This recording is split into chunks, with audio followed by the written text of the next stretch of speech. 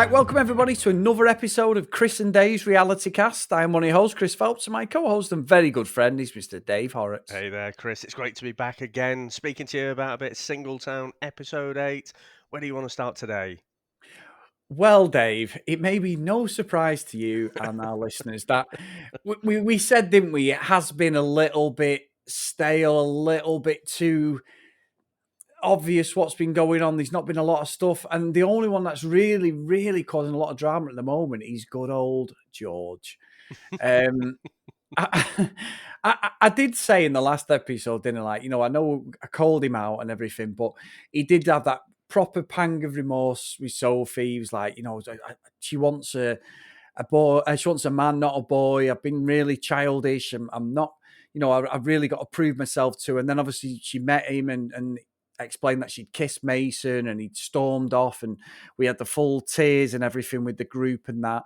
As the story obviously changed every time a different member of his apartment came over, he added a little bit extra in. Yeah.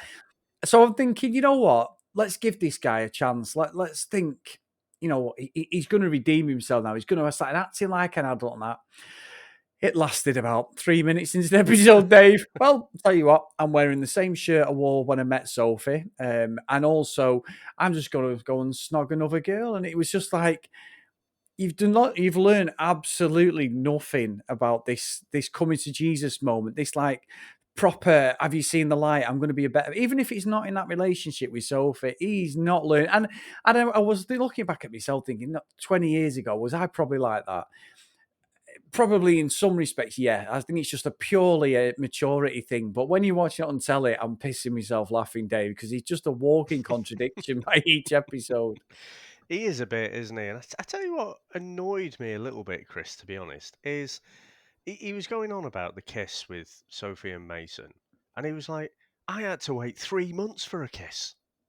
It was like, I don't know, is he really distraught about losing Sophie? Or has his ego just taken a bit of a bruising?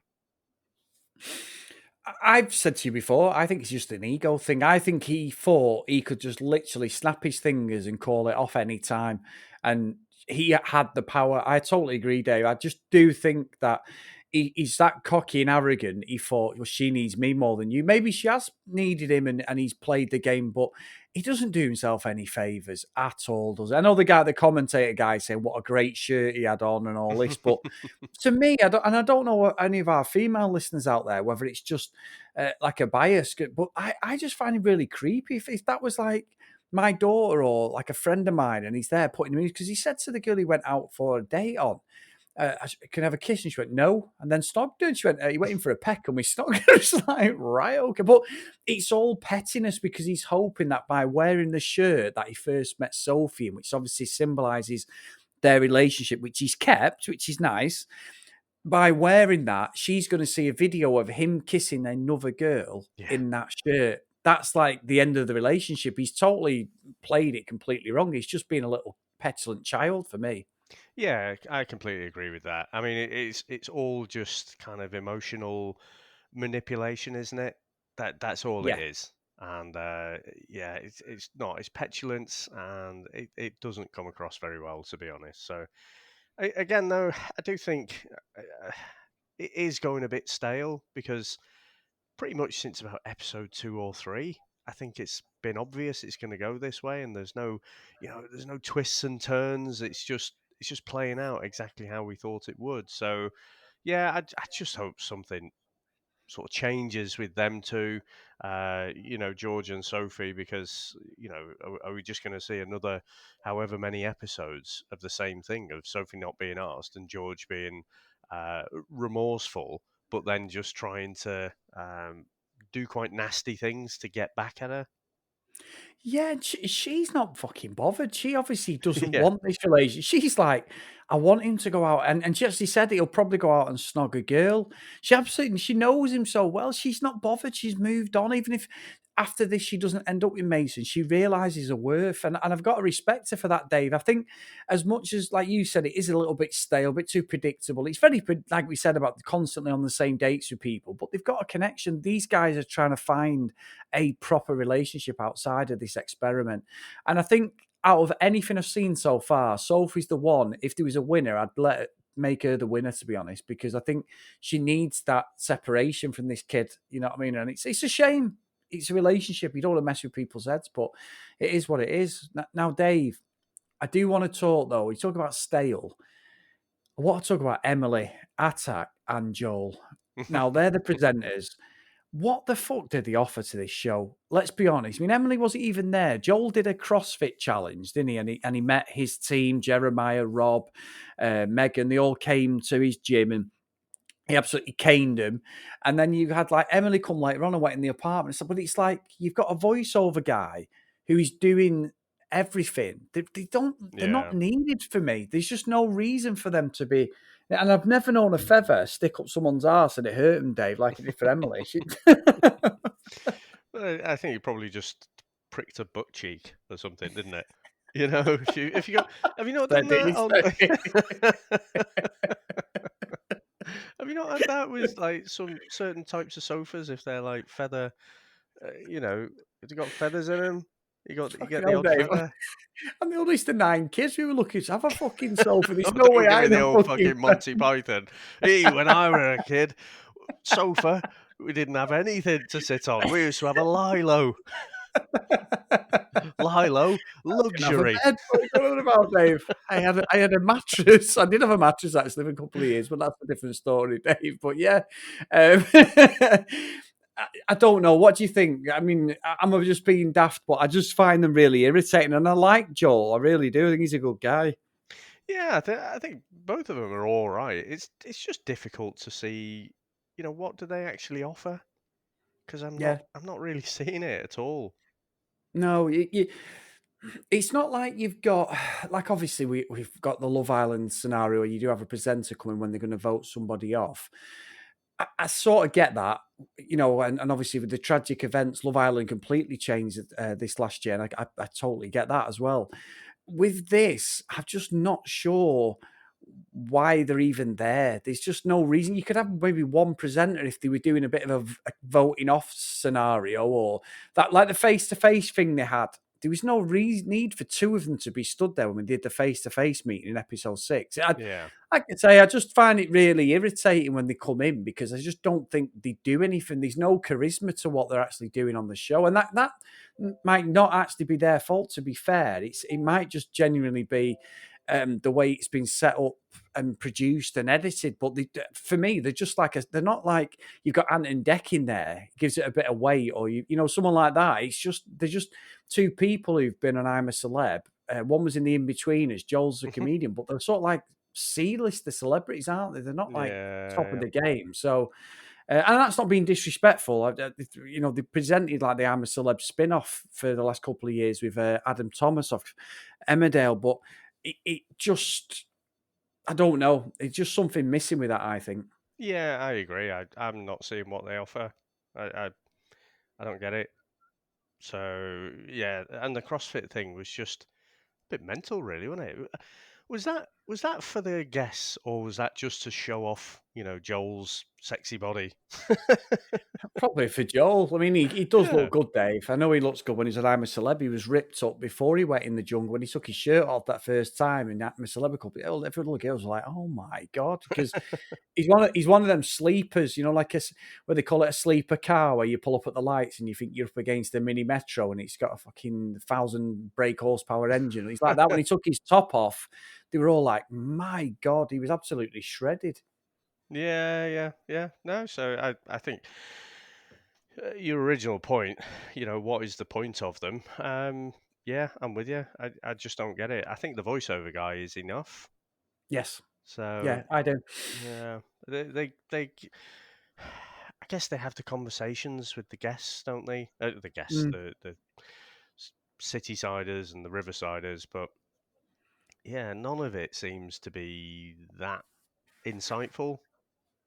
No, no. And like I say, it's just an observation. We're 8 episodes in. We're over halfway through the series, aren't we? We've got like another 7 episodes to go. Hmm. And I do agree. it just needs something. It's just, and it might be, to be fair, we don't get it in this series, Dave. But if they do another series potentially, then maybe they will look at this and go, you know what, we just need to add something in there. There needs to be some controversy or something to get things going, because everyone's just too nice, aren't they, on it? They are, and I think the next season might be all over a Zoom call, though. It'll all be virtual. Yeah, that could be even worse. Yeah, very true, Dave. But I tell you what, Chris. So one of the other dates that I thought was interesting was Claudia and Charlie, and I think Claudia might have forgotten her top. She's just left her top half of a basque on. So, what did you make to them two, and how they kind of got on? Um, it was strange, wasn't it? Because she'd said, didn't she? She wasn't sure whether she wanted like an outgoing guy or a sort of very quiet and reserved. So she did the right thing. She's gone from two completely opposite personalities, but he tried his best, didn't he, when she said to him, like, well, he said, what did you say? I'm a fireman. I own my own apartment. I've whatever something else he did as well, performing arts or whatever he was doing. He's absolutely waddy, 21-year-old kid in London, got his own paid for apartment, and Yeah. that very, very clever guy, obviously, or very astute businessman. And then she's like, yeah, I'm a dancer. And he's like, podium dancer. And you can see, and she went, are you looking down on me? And he was trying his hardest not to look down. He went, no, do you like it? Do you enjoy it? And I was like, oh, mate, fucking dropped a bollock here. Yeah, he couldn't sort of hide how he felt there, could he? So, No. yeah, I mean, I have to say this was one of the more uncomfortable dates that I think I've seen here. Just everything about it. Probably George still wins the prize for that one. The most uncomfortable date completely. But no, this one was just a level down from that, and obviously this one's going nowhere. Yeah, it is going nowhere. And also, Dave, like, I think you're looking over there, and I've said this in the last episode, give Jeremiah a bit of stick and that, but genuinely, that episode 6 where they had the meetup with Selin, he's gone completely, hasn't he? The cockiness when he kissed Emily in the first episode is just gone. Yeah, Now he's absolutely remorseful, and I respect him for that, Dave. I give him a bit of thing. He said, "Oh, he's a bit too cocky. He loves it." Blah blah blah. He genuinely is concerned. And I think Selin as well, she went on that date with David. It went really, really well.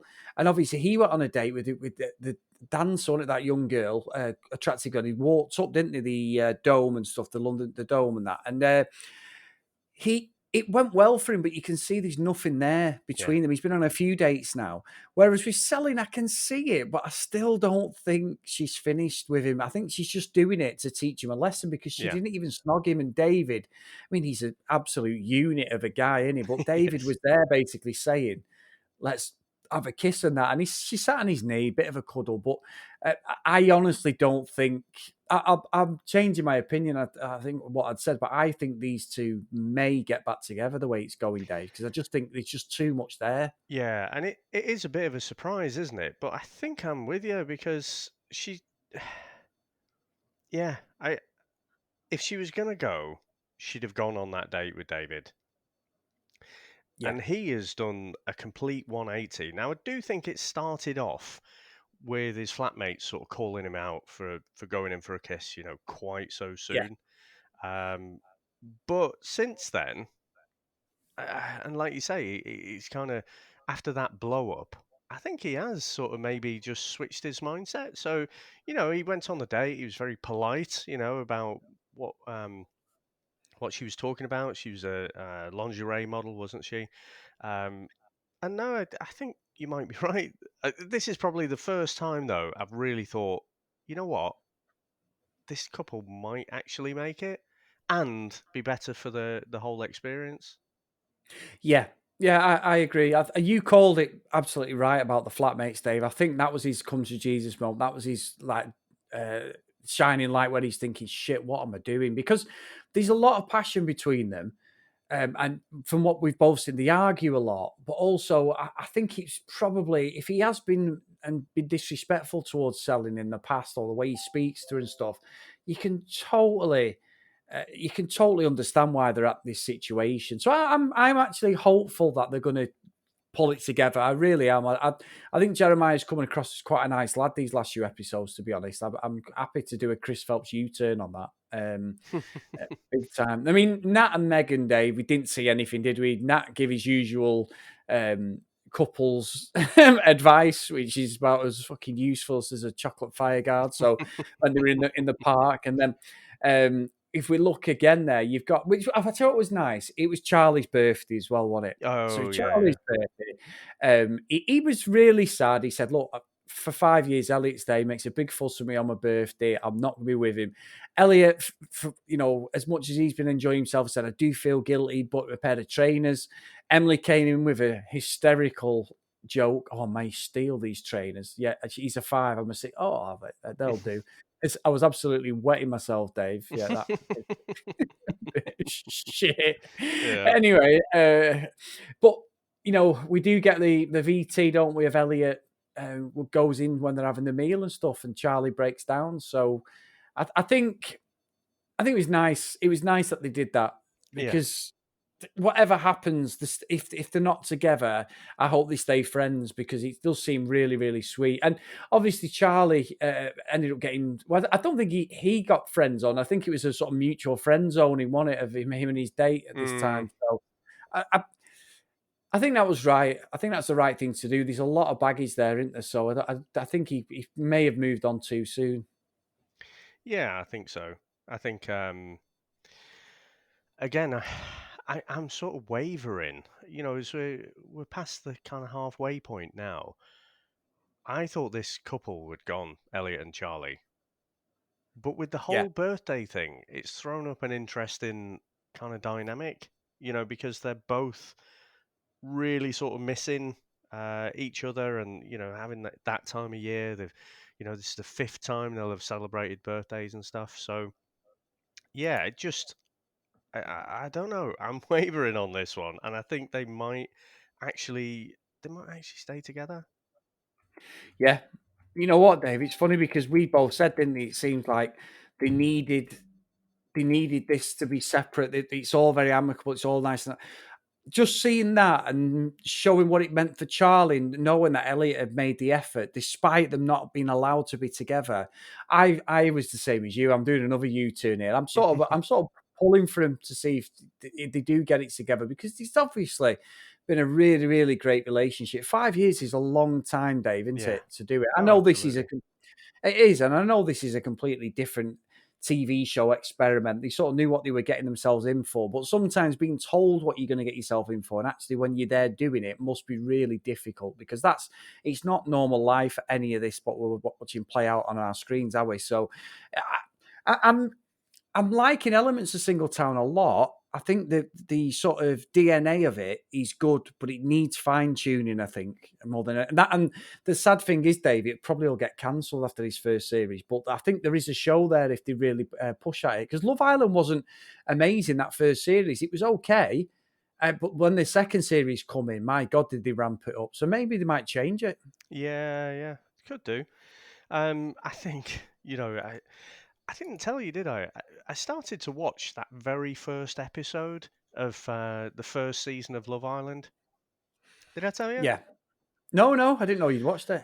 I, but it was just a bit weird. Obviously, I came in at like series 5 in the UK, but it was a little bit uncomfortable because I was watching it back and like all the blokes clearly don't, there's no template for this, so they don't know how to behave, and it was a little bit like a bunch of blokes on holiday, and fucking Caroline Flack comes out and they all think like she's the first girl, and like a few of them are like oi oi oi, and Yeah. it's just it's like, oh fucking hell, I'm not sure right now I can just watch the rest of this. So you're right though. What I saw of it, that first like 10 minutes I probably watched, it did seem like a completely different show.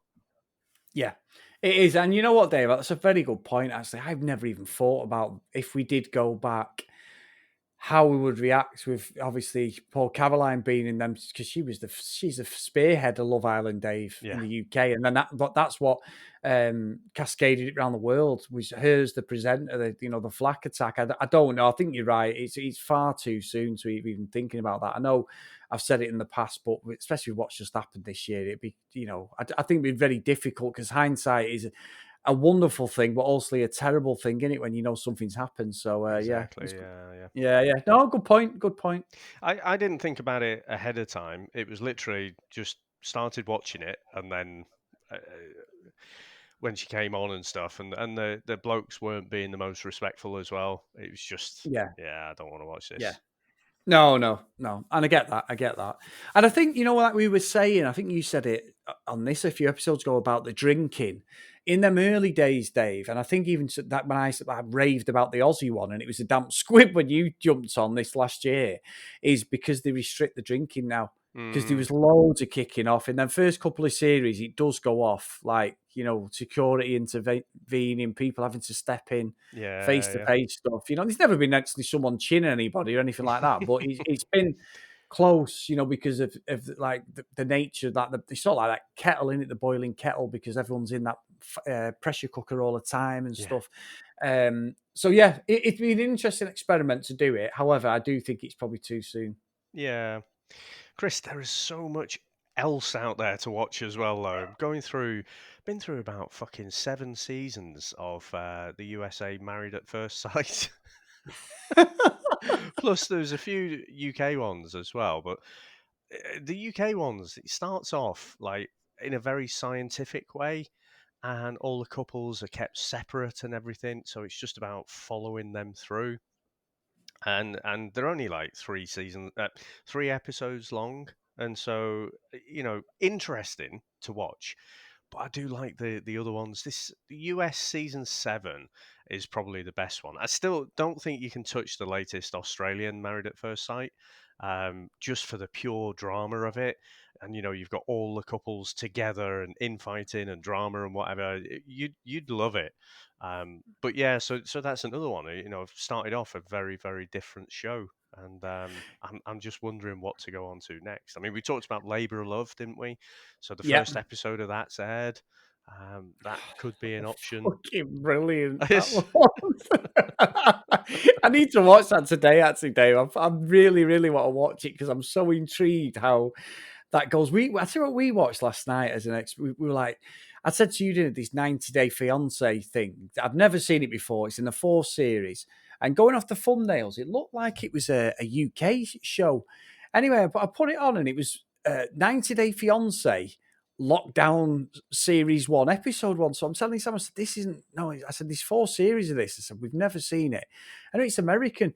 Dave, the guy, he comes on, he lives in Vegas, doesn't he? He's only a guy who creates slot machines and does like all the algorithms on the machines and that. And I'm like, oh, fuck me, we're in Vegas. Yes. Next minute, he's on lockdown. His fiance isn't even with him. He's with his mum and he's filming it all. There's no producers, there's no TV show. It's just like me and you filming like a vlog at home. And, obviously I do my vlogs yeah, yeah. for YouTubers for my holidays. And he's going around his house with his mum and he's like, you're talking about it. And then he goes, yeah, my fiance.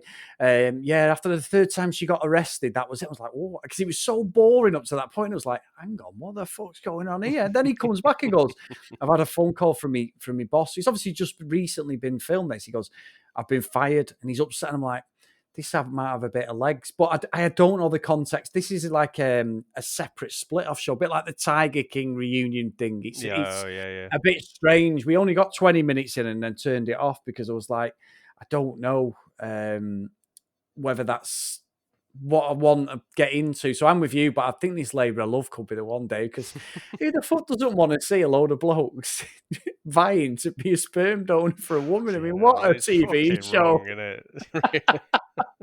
I told Sam and she went, what the fuck? I went, I know. I went, but we're watching it. She went, you damn right we're watching it. I was Yes. like, So Jade said it's someone who's been on The Bachelor oh, before, is it? like not a Right. bachelorette, but someone who's on The Bachelor as that female, like so. Fucking Oh, brilliant. fuck it. Have you watched it then? No, no, I've not watched it yet. Right. I think we need to make a call, David. I'm happy to get on this today. I'm going to fucking watch this after we've recorded. It's funny you saying about the arrested though. So this season 7 of Married at First Sight, the one guy, he's over the moon, and you can tell he's one of these very religious and churchly type people. So he was all into this marriage, and then they go off on the honeymoon, and she gets fucking detained at the airport. There's a warrant out for her arrest for fucking 3 counts of stalking and 1 count of credit card fraud or something. It's like, oh yes, fucking brilliant. So yeah. Married at First Sight USA, season 7. I think you'd like that one as well. I need to, Dave. I know you've pushed me on that and I keep fucking forgetting. But yeah, brilliant, mate. Been a good episode again today. I've enjoyed this. I really have. And it's always good catching up, me and you as well. Yeah, absolutely, mate. It's been a good one. All right, mate. Nice one. Cool. Well, I'll speak to you next time. Take care. Bye now.